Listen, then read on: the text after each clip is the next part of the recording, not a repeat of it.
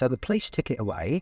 He found out it was stolen. The case is still open now. Welcome back to the channel. There are quite a few unsolved crimes in the world, and while visiting the route of the Great Train Robbery, I discovered another tied to a Coke bottle Cortina. This is a 1975 Ford Cortina XL, or extra luxury, and this car would have been a common sight on the roads in the UK in the 1970s. American style packaged into a European frame.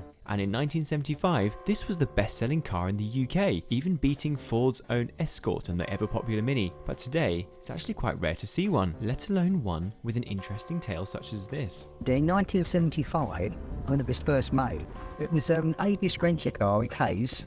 They had it for 3 years. Yes, that's right. It started its life as a humble rental car from Avis Hire Company, an American hire company who often exclusively rented out American brands to their customers. Opening their first branch in the UK in 1959, Avis were the first people to put car rentals at airports. But what's the story of this mean green Cortina? Quite amusing actually, because my brother-in-law paid this guy some money for the car. Thank you very much.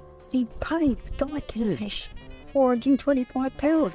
While £425 doesn't sound like a lot of money today, in 1978, that was about £3,000, roughly a third of the price of a brand new Cortina. But after celebrating a deal well done, he got a knock at the door. The police had come round to arrest a car thief. Having persuaded the Rozzers that he wasn't in fact a car thief, he was spared, but the car was impounded.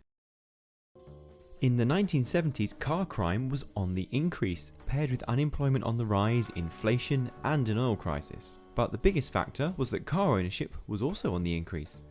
Selling a hire car is a rare one. If you've ever heard of this before, let us know in the comments sump down below. The Mark III design, which landed in 1970, featured a more muscular muscle car appearance, and it was a full 2 inches wider than the previous Mark II. It's important to note what a shock this was to UK roads in 1970, blowing British Leyland out of the water with their attempts to match the Morris Marina to the rival Mark II. The Mark III also introduced the Coke bottle design language, straight out of Detroit, giving the car a belt-line figure for its namesake Coke bottle. This allowed it to join ranks with the iconic sports cars like the Corvette, who were made in the same image.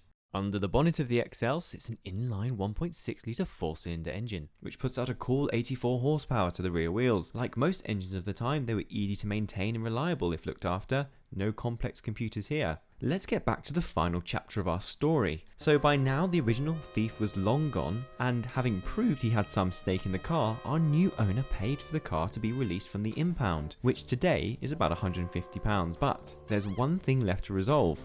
Avis still owned the car. Luckily, with the car being 3 years old and what I imagine were MOT costs looming, they were happy to let our poor owner pay, yet again, for the car outright. Later the car was sold to our owner, and he's owned it ever since, keeping it in original condition and the rust at bay.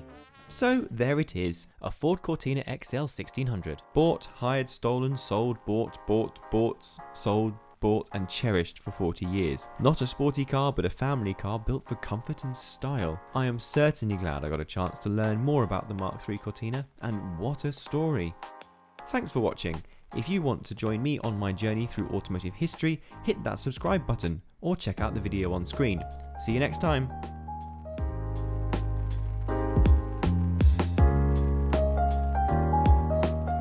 I don't know. I really don't know. And I think to this day, my brother-in-law, still alive, he still thinks, how did I fall for that?